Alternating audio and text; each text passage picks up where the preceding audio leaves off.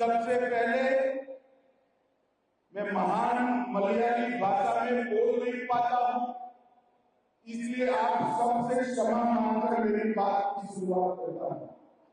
മലയാളത്തിൽ സുന്ദരമായ മലയാളത്തിൽ നിങ്ങളോട് സംസാരിക്കാൻ സാധിക്കാത്തതിൽ നിങ്ങളോട് എല്ലാവരോടും ഞാൻ ക്ഷമ ചോദിക്കുകയാണ്.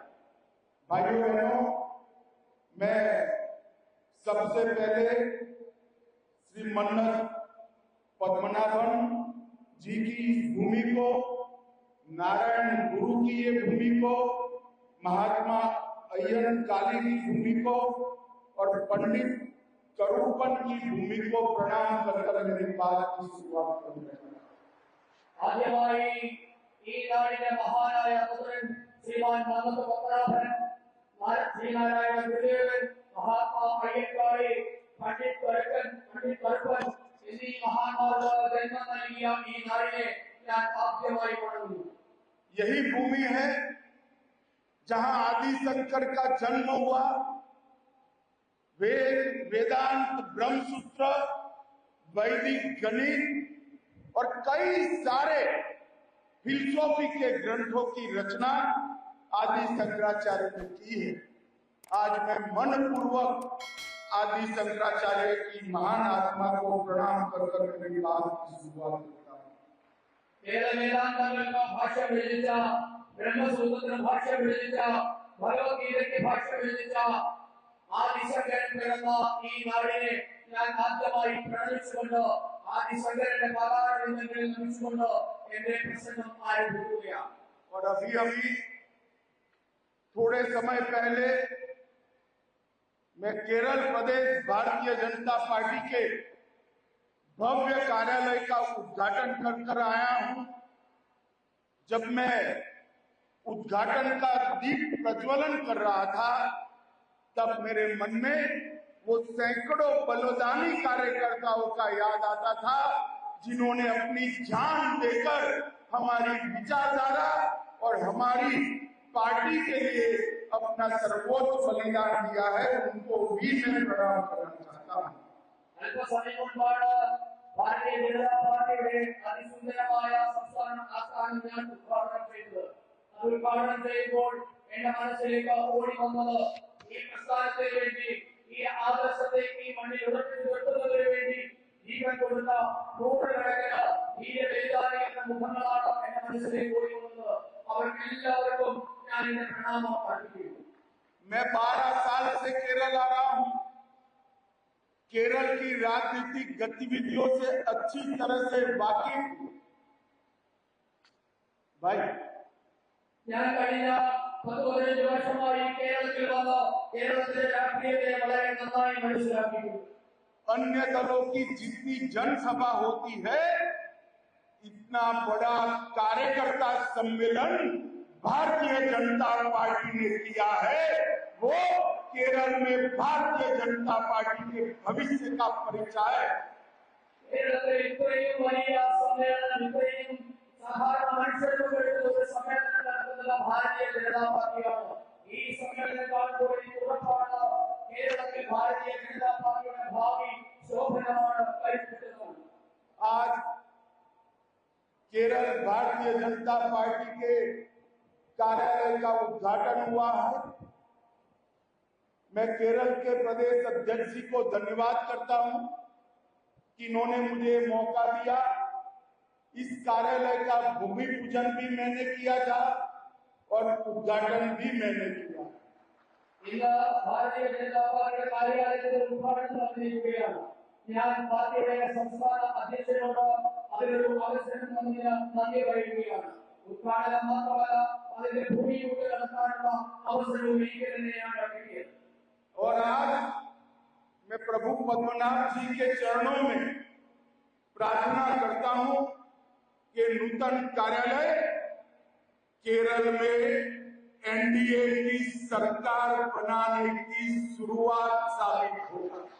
ഇന്ന് ഈ പത്മനാഭസ്വാമിയുടെ മണ്ണിൽ നിന്ന് ശ്രീ പത്മനാഭനോട് അപേക്ഷിക്കുകയാണ്, ഈ സംസ്ഥാന കാര്യാലയത്തിന്റെ ഉദ്ഘാടനത്തോടുകൂടി ഭാരതീയ ജനതാ പാർട്ടിക്ക് നിയമസഭയിലേക്കും ലോകസഭയിലേക്കും പ്രതിനിധികളെ അയക്കാനുള്ള അവസരം കൂടിയാണ് കൈവന്നിരിക്കുന്നത്. भाइयों बहनों, अन्य दलों के लिए कार्यालय एक काम करने की जगह होती है। भारतीय जनता पार्टी के लिए कार्यालय ये हमारे लिए मंदिर की स्थान जितना पवित्र स्थान है। നമുക്കറിയാം മറ്റ് രാഷ്ട്രീയ പാർട്ടികളുടെ ഓഫീസുകൾ എന്ന് പറഞ്ഞാൽ അവർക്ക് പ്രവർത്തിക്കാനുള്ള ഒരു ഇടം മാത്രമാണ്. എന്നാൽ ഭാരതീയ ജനതാ പാർട്ടിയെ സംബന്ധിച്ചിടത്തോളം നമ്മുടെ കാര്യാലയങ്ങളുടെ ക്ഷേത്രത്തോളം തന്നെ പവിത്രമായ സ്ഥലമാണ്. कार्यालय के बगैर विचारधारा कार्यकर्ता तक पहुंचती नहीं है। विचारधारा के बगैर के कार्यकर्ता भारतीय जनता पार्टी में कल्पना ही नहीं कर सकते हैं और कार्यकर्ता बगैर की भारतीय जनता पार्टी इसका कोई अस्तित्व ही नहीं। കാര്യാലയങ്ങളുടെ നമ്മുടെ ആദർശത്തിന്റെ ഇരിപ്പിടം കൂടിയാണ്. ഭാരതീയ ജനതാ പാർട്ടിയെ സംബന്ധിച്ചിടത്തോളം നമ്മുടെ പ്രവർത്തകന്മാരില്ലാതെ പാർട്ടിയില്ല. നമ്മുടെ പാർട്ടിയുടെ എല്ലാം നിൽക്കുന്നത് പ്രവർത്തകർ മാത്രമാണ്. इसलिए हमारे लिए केरल के सचिवालय में मुख्यमंत्री बिठाने से भी ज्यादा महत्वपूर्ण काम है कि हमारा कार्यालय कार्यकर्ताओं के माध्यम से विकसित केरल का एक नींव डालने का कार्यक्रम बने। അതുകൊണ്ട് നമ്മെ സംബന്ധിച്ചിടത്തോളം കേരളത്തിലെ നിയമസഭയിലേക്ക് ജനപ്രതിനിധികളെ അയക്കുന്നതോടൊപ്പം തന്നെ അത് വലിയ കാര്യമാണ്. സംസ്ഥാന കാര്യാലയം കേന്ദ്രമാക്കിക്കൊണ്ട് വികസിത കേരളം സാധ്യമാക്കാനുള്ള പ്രവർത്തനങ്ങൾക്ക് ആസൂത്രണം ചെയ്യുക എന്നത്. भाइयों बहनों, महान नेता और हमारे प्रधानमंत्री श्री नरेंद्र मोदी जी ने विकसित भारत की संकल्पना देश के 140 करोड़ लोगों के सामने रखी। നമ്മുടെ ബഹുമാനപ്പെട്ട ആദരണീയനായ പ്രധാനമന്ത്രി വികസിത ഭാരതം എന്ന സങ്കല്പമാണ് രാജ്യത്തെ 145 കോടി ജനങ്ങളുടെ മുമ്പാകെ അവതരിപ്പിച്ചിട്ടുള്ളത്. और मैं केरल के भाइयों बहनों को बताने आया हूं, विकसित भारत का रास्ता विकसित केरल से होकर ही जाता है। കേരളത്തിലെ സഹോദരന്മാരോട് ഞാൻ പറയാൻ ആഗ്രഹിക്കുന്നു, വികസിത ഭാരതം എന്നുള്ളത് വികസിത കേരളത്തിൽ കൂടിയാണ് സാധ്യമാകാൻ പോകുന്നത്. दक्षिण के शक्तिशाली राज्यों के विकास के बगैर विकसित भारत संभव ही नहीं। ദക്ഷിണ ഭാരതത്തിലെ സംസ്ഥാനങ്ങൾ വികസിക്കാതെ വികസിത ഭാരതം സാധ്യമാകാൻ പോകുന്നില്ല. और महान केरल राज्य जो अनेक संस्कृतियों का मिल मिलाप कर आगे बढ़ने वाला राज्य है, विकसित केरल आज से भारतीय जनता पार्टी का मूल उद्देश्य बनने वाला है। ഈ വിവിധ സംസ്കാരങ്ങളുടെ വിവിധ ആശയധാരകളുടെ കേന്ദ്രമായ കേരളത്തിൽ വികസിത കേരളം എന്ന ഭാരതീയ ജനതാ പാർട്ടിയുടെ ആശയമാണ് കേരളത്തിലെ വികസനത്തിന് അടിസ്ഥാനമാകാൻ പോകുന്നത്. भाइयों बहनों, जिस आधार पर विकसित केरल की कल्पना हम करते हैं, उसके मूल में मोदी जी के 3 सिद्धांत। पहला, करप्शन बगैर का गवर्नेंस। ഏത് അടിസ്ഥാനത്തിലാണോ നാം വികസിത കേരളം എന്ന സങ്കല്പം മുന്നോട്ട് വെക്കുന്നത്, അതിന്റെ അടിസ്ഥാനം എന്നുള്ളത് നരേന്ദ്രമോദി മുന്നോട്ടേക്ക് വെക്കുന്ന 3 കാര്യങ്ങളാണ്. അതിൽ ഒന്നാമത്തേതാണ് അഴിമതിരഹിത ഭരണം. दूसरा, सरकारी योजनाओं में कोई भेदभाव नहीं।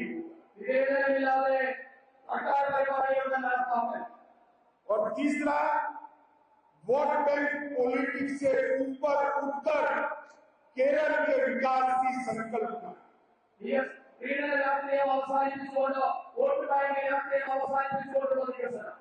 भाइयों बहनों, कम्युनिस्ट पार्टी और भाजपा दोनों केडर बेस्ड पार्टी है, സിപിഎമ്മും ബിജെപിയും കേഡർ സ്വഭാവത്തിലുള്ള പാർട്ടികളാണ്.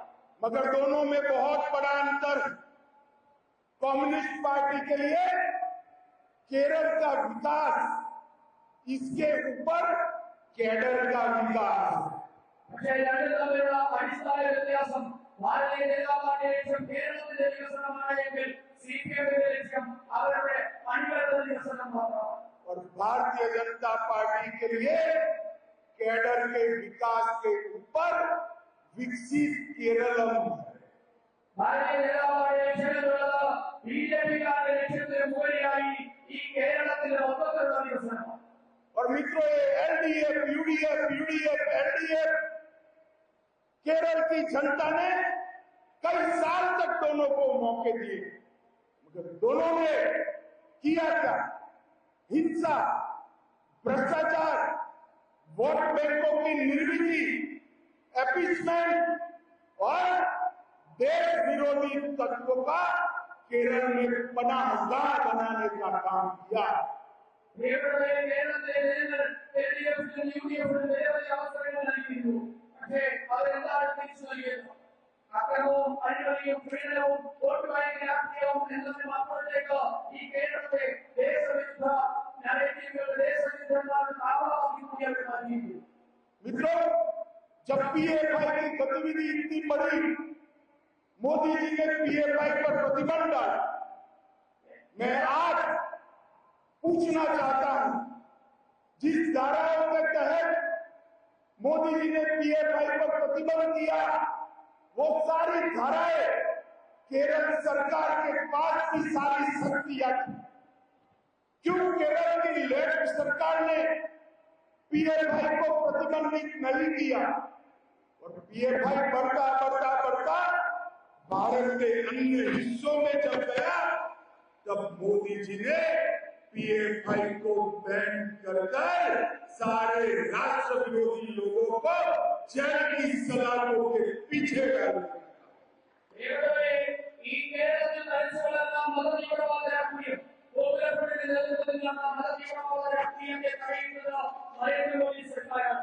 ഞാൻ ചോദിക്കാൻ ആഗ്രഹിക്കുന്നു, പിഎഫ്ഐക്കെതിരെ എന്ത് നടപടിയാണ് ഈ കേരളം ഭരിക്കുന്ന ഇടതുപക്ഷ സർക്കാർ എടുത്തതെന്ന് അറിയാൻ ആഗ്രഹിക്കുന്നുണ്ട്। പിഎഫ്ഐയെ മോദി സർക്കാർ നിരോധിച്ച ശേഷവും കേരളത്തിൽ അവരുടെ പ്രവർത്തനം സജീവമാണ്। പക്ഷേ കേരളത്തിലും അകത്ത് പുറത്തുള്ള മുഴുവൻ മതതീവ്രവാദികളെയും ജയിലിനകത്ത് പിടിച്ചിടാൻ ജയിലിടാൻ സാധിച്ചത് നരേന്ദ്രമോദിക്ക് മാത്രം। भाइयों बहनों, आज मैं केरल की जनता को कहने आया हूं, आप परिवर्तन चाहते हैं तो एलडीएफ को निकालने के लिए यूडीएफ को वोट देते हैं और यूडीएफ को निकालने के लिए एलडीएफ को वोट, मगर दोनों परिवर्तन नहीं कर सकते। अब समय आ गया है कि परिवर्तन करने के लिए, विकसित केरलम बनाने के लिए सीधा भारतीय जनता पार्टी और एनडीए के लिए वोट करिए। കേരളത്തിലെ ജനങ്ങളോട് ഞാൻ പറയാൻ ആഗ്രഹിക്കുന്നു, നിങ്ങൾക്ക് വേണ്ടത് മാറ്റമാണെങ്കിൽ എൽഡിഎഫിനെ മാറ്റി യുഡിഎഫിനെ, യുഡിഎഫിനെ മാറ്റി എൽഡിഎഫിനെ കൊണ്ടുവരുന്ന പതിവ് അവസാനിപ്പിക്കണം। ഇത് വികസിത കേരളമാണ് നിങ്ങളുടെ സങ്കല്പമെങ്കിൽ ഞാൻ നിങ്ങളോട് പറയാൻ ആഗ്രഹിക്കുന്നു, ഇത് സമയമായിരിക്കുന്നു ഭാരതീയ ജനതാ പാർട്ടിയെ അധികാരത്തിലെത്തിച്ച് ഒരു വികസിത കേരളം സാക്ഷാത്കരിക്കാനുള്ള സമയം ആഗ്രഹമായിരിക്കും। अभी अभी कम्युनिस्ट नेता एक कांग्रेस में कह रहे थे कि भाजपा उत्तर भारत की पार्टी, उनको मालूम नहीं है असम में हमारी सरकार है, त्रिपुरा में लेफ्ट को हटाकर हमने सरकार बनाई है, ओडिशा में हमने सरकार बनाई है, तेलंगाना में हम सबसे बड़ी पार्टी बने हैं लोकसभा के चुनाव में, और तमिलनाडु में सरकार बनाने जा रहे हैं। സാധാരണഗതിയിൽ സിപിഎമ്മുകാരും കോൺഗ്രസുകാരും പറയുന്ന കാര്യമുണ്ട്, ഭാരതീയ ജനതാ പാർട്ടി എന്നുള്ളത് വടക്കേ ഇന്ത്യയുടെ പാർട്ടിയാണ്, വടക്കേ ഇന്ത്യൻ പാർട്ടിയാണ്। പക്ഷേ ഞാൻ പറയാൻ ആഗ്രഹിക്കുന്നു, കിഴക്കൻ നാടുകളിൽ വടക്കേ കിഴക്കൻ പ്രദേശമായ ആസാമിൽ ഭാരതീയ ജനതാ പാർട്ടിയാണ് ഭരിക്കുന്നത്, ത്രിപുരയിൽ ഇടതുപക്ഷത്തെ തറപറ്റിച്ച് ഭാരതീയ ജനതാ പാർട്ടിയാണ് ഭരിക്കുന്നത്, ഒറീസ ബിജെപിയാണ് ഭരിക്കുന്നത്, തെലങ്കാനയിലെ ഏറ്റവും വലിയ പാർട്ടി ഭാരതീയ ജനതാ പാർട്ടിയാണ്। ഈ ലോക്സഭാ തെരഞ്ഞെടുപ്പിന് ശേഷം ഇതാ തമിഴ്നാട്ടിലും നമ്മൾ സർക്കാർ ഉണ്ടാക്കാൻ പോവുകയാണ്। भाइयों बहनों, हम जब ओडिशा में मेहनत कर रहे थे तब भी हम पर एक ताने कस रहे थे।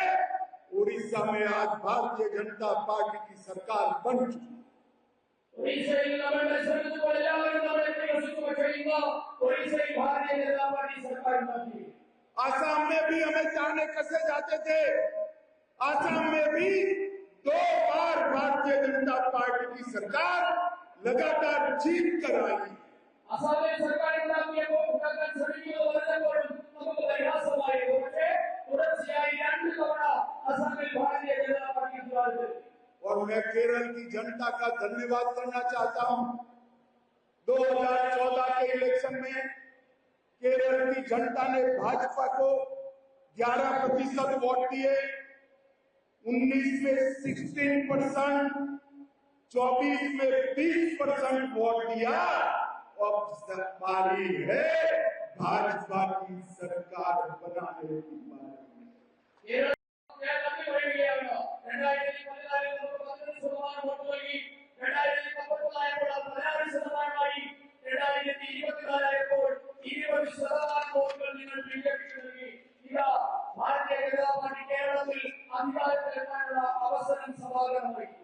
मैं केरल के मतदाता भाइयों बहनों को कहने आया हूं कि 2026 का चुनाव एनडीए बीजेपी के नेतृत्व में, मोदी जी के नेतृत्व में सरकार बनाने के लिए लड़ने जा रहा है।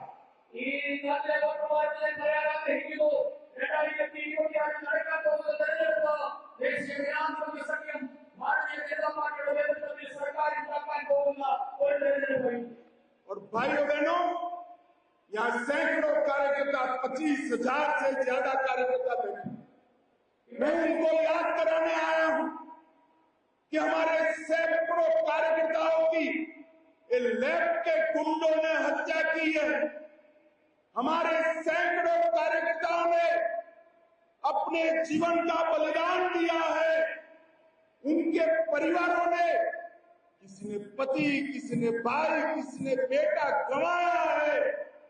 वो सभी का स्वप्न था केरल में एनडीए बीजेपी की सरकार। अब स्वप्न सच करने का समय आ गया है।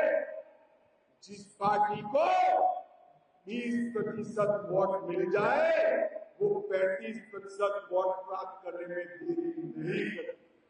आज इस सम्मेलन में से आप सभी लोग संकल्प लेकर जाएं कि आने वाले लोकल बॉडी के चुनाव में एनडीए 21,000 स्थानों पर लड़ेगी और 25% वोट के साथ हर बूथ में अपनी प्रेजेंस दर्ज कराए।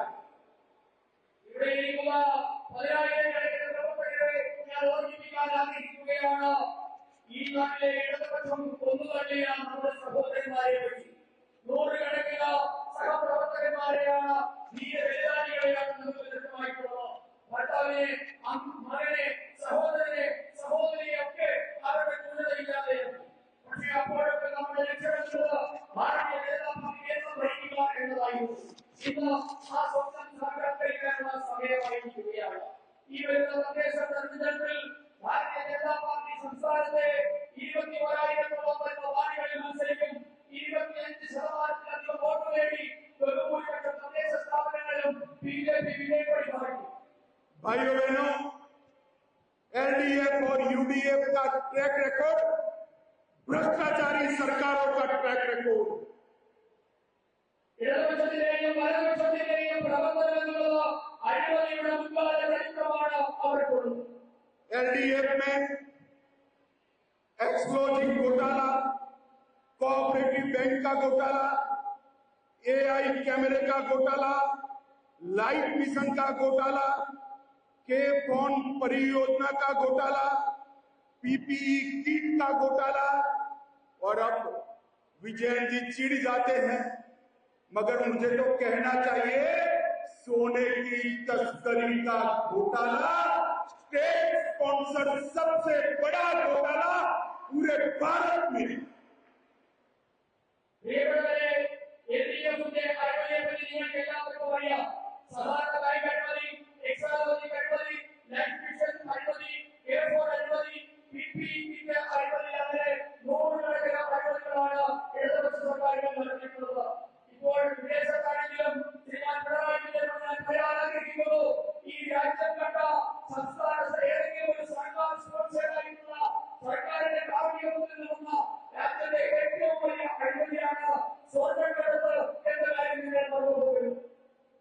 यूडीएफ भी कोई कम नहीं है।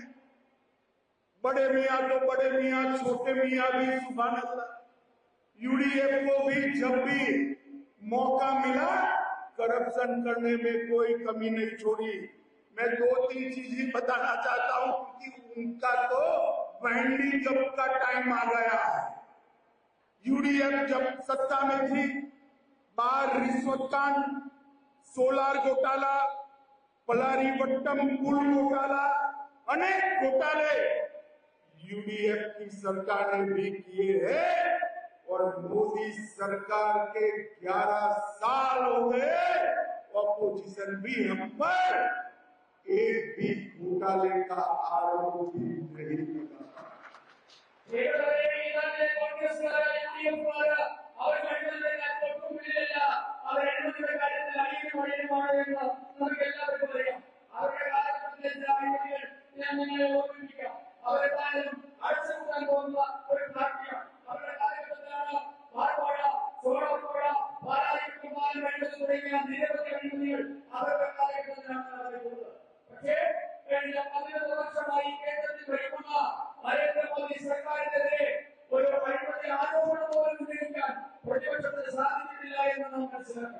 और भाइयों बहनों, मैं आज आप सबके माध्यम से केरल की जनता को कहने आया हूं, विकसित केरलम का नारा भाजपा एनडीए के अलावे संभव ही नहीं।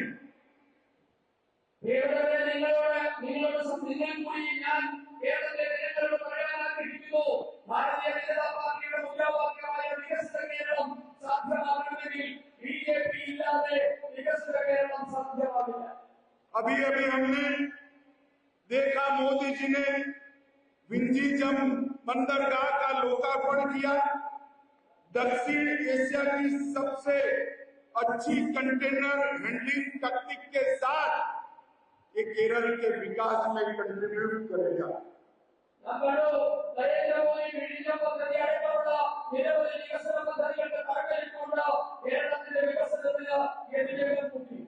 चार 4,000 करोड़ से ज्यादा की केंद्रीय योजना उसी दिन लोकार्पण किया।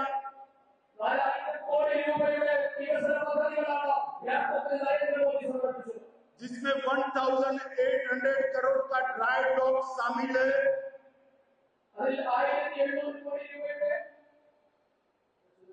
और मोदी सरकार ने ड्राई डॉक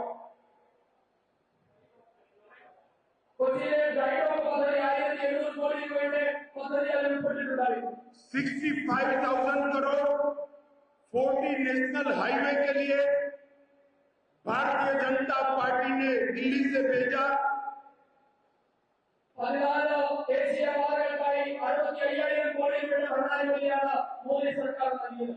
दो वंदे भारत ट्रेनों से 11 जिलों को 11 डिस्ट्रिक्ट को जोड़ने का काम किया।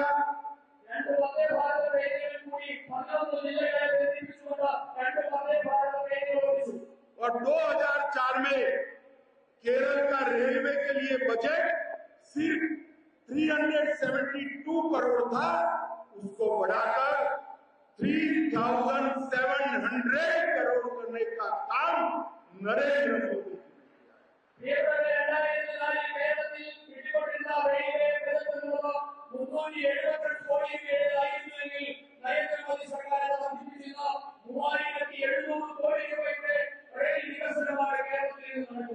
इसके अलावा 3,000 करोड़ 100% इलेक्ट्रिफिकेशन रेलवे का इसके लिए हमने किया।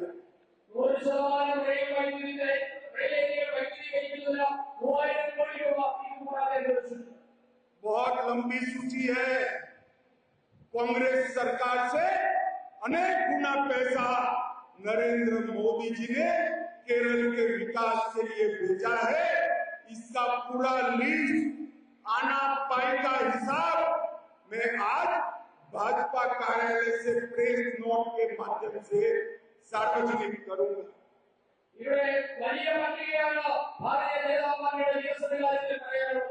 यूपीए सरकार ने പല മടങ്ങ് യുപി സർക്കാരിന്റെ കാലത്തേക്കാൾ പല മടങ്ങ് കോടി രൂപയുടെ വികസനമാണ് നരേന്ദ്രമോദി സർക്കാർ കേരളത്തിനായി മര്യാദയുള്ള കണക്ക് കൃത്യമായ കണക്ക് ഇന്ന് ഭാരതീയ ജനതാ പാർട്ടിയുടെ ഓഫീസ് വഴി നിങ്ങൾക്ക് എല്ലാവർക്കും എത്തിച്ചു തരുക. भाइयों बहनों, इस सब के साथ साथ मोदी जी ने सालों से पेंडिंग देश के कई उलझे हुए सवालों का जवाब लाने का काम किया। ഇതിനോടൊപ്പം തന്നെ ഈ രാജ്യത്ത് മുടങ്ങിക്കിടന്ന നിരവധി പദ്ധതികൾക്ക് നരേന്ദ്രമോദി സർക്കാർ ജീവൻ നൽകി. मुझे जरा हाँ ना में जवाब दीजिएगा। നിങ്ങൾ അതേ അല്ലെങ്കിൽ അല്ല എന്നുള്ള ഉത്തരം പറയണം. धारा 370 हटानी चाहिए या नहीं हटानी चाहिए? 370 മാറ്റണമോ വേണ്ടയോ? जरा जोर से बोले, हटानी चाहिए या नहीं हटानी चाहिए? राम मंदिर बनाना चाहिए या नहीं बनाना चाहिए? राम मंदिर വേണമോ വേണ്ടയോ? PFI पर बैन लगाना चाहिए या नहीं लगाना चाहिए? ट्रिपल तलाक हटाना चाहिए या नहीं हटाना चाहिए? अरे वक्फ अमेंडमेंट बिल लाकर वक्फ बोर्ड में से करप्शन समाप्त करना चाहिए या नहीं करना चाहिए?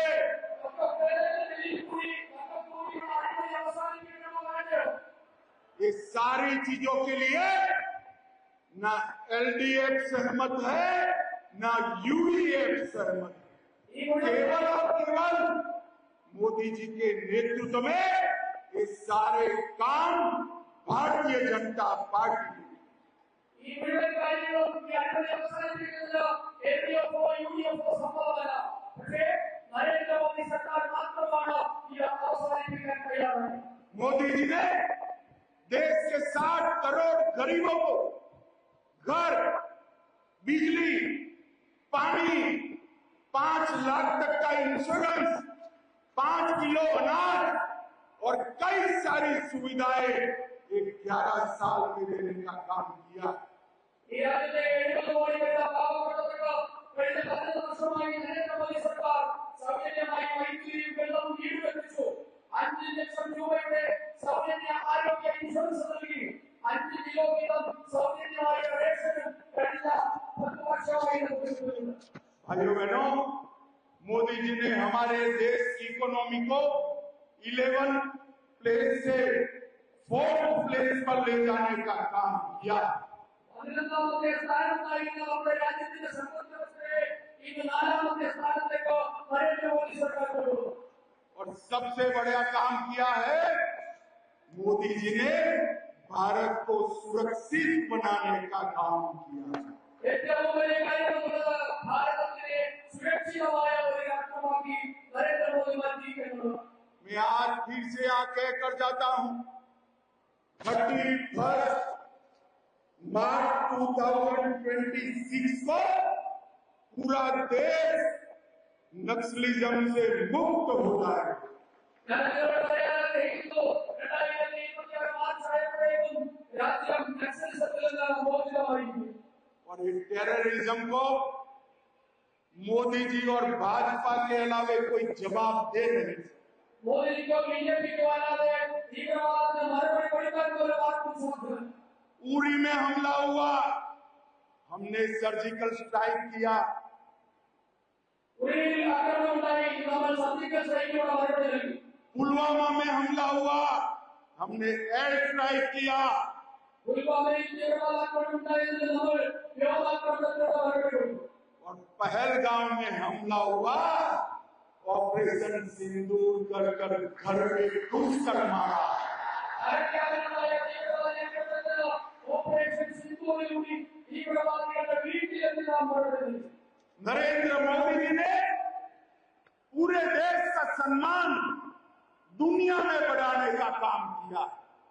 നരേന്ദ്രമോദി നമ്മുടെ രാഷ്ട്രത്തിന്റെ പേര് കഴിവ മുഴുവൻ രാഷ്ട്രങ്ങളിൽ എത്തിച്ചു.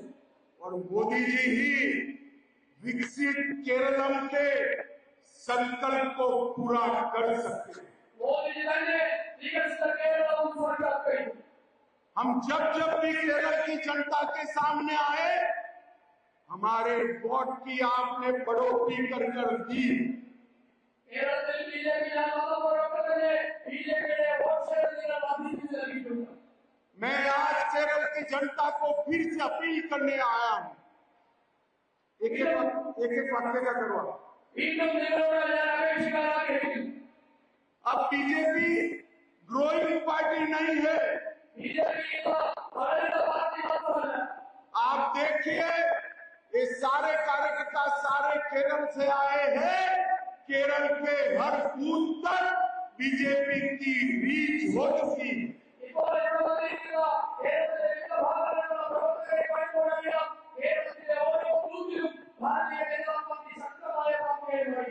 और केरल में अब परिवर्तन के लिए एलडीएफ को निकालकर यूडीएफ को निकालकर एलडीएफ को वोट करने की जरूरत नहीं है। सच्चा परिवर्तन करना है तो एनडीए को वोट दीजिए, वो ही विकसित केरलम बना सकते।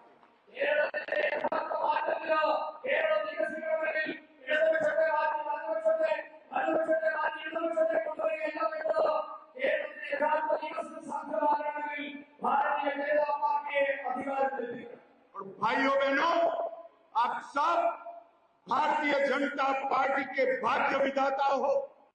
मैं आज आपको अपील करने आया हूं। इस लोकल बॉडी के चुनाव में हमने 21,000 सीट लड़ना और 25% से ज्यादा वोट प्राप्त करने का लक्ष्य लेकर आगे बढ़ना है। भारतीय जनता पार्टी ഭാഗ്യമായ നിങ്ങളോട് ഞാൻ അപേക്ഷിക്കാൻ ആഗ്രഹിക്കുകയാണ്. ഈ വരുന്ന തദ്ദേശ തെരഞ്ഞെടുപ്പിൽ നാം 21,000 സീറ്റുകളിലാണ് മത്സരിക്കുന്നത്. 25% വോട്ട് നൽകി ആ വോട്ട് ലക്ഷ്യത്തിലേക്ക് എത്തിക്കാൻ നിങ്ങൾ എല്ലാവരും പരിശ്രമിക്കണമെന്ന് ഞാൻ നിങ്ങളോട് അഭ്യർത്ഥിക്കുകയാണ്. मुझे बताइए, आज से लेकर नवंबर तक का पूरा टाइम विकसित केरलम के लिए भाजपा को समर्पित करेंगे क्या? नवंबर വരെയുള്ള സമയം വികസിത കേരളം ബിജെപി ലക്ഷ്യത്തിന് വേണ്ടി സമർപ്പിക്കാൻ തയ്യാറുണ്ടോ? अरे जोर से बोलो, करेंगे। एनडीए को मजबूत करेंगे। 21,000 सीट दमखम के साथ लड़ेंगे। 25% से वोट शेयर बढ़ाएंगे। तो मेरे साथ दोनों हाथ उठाइए, विजय के संकल्प की मुट्ठी दीजिए और प्रचंड आवाज से बोलिए, भारत माता की जय।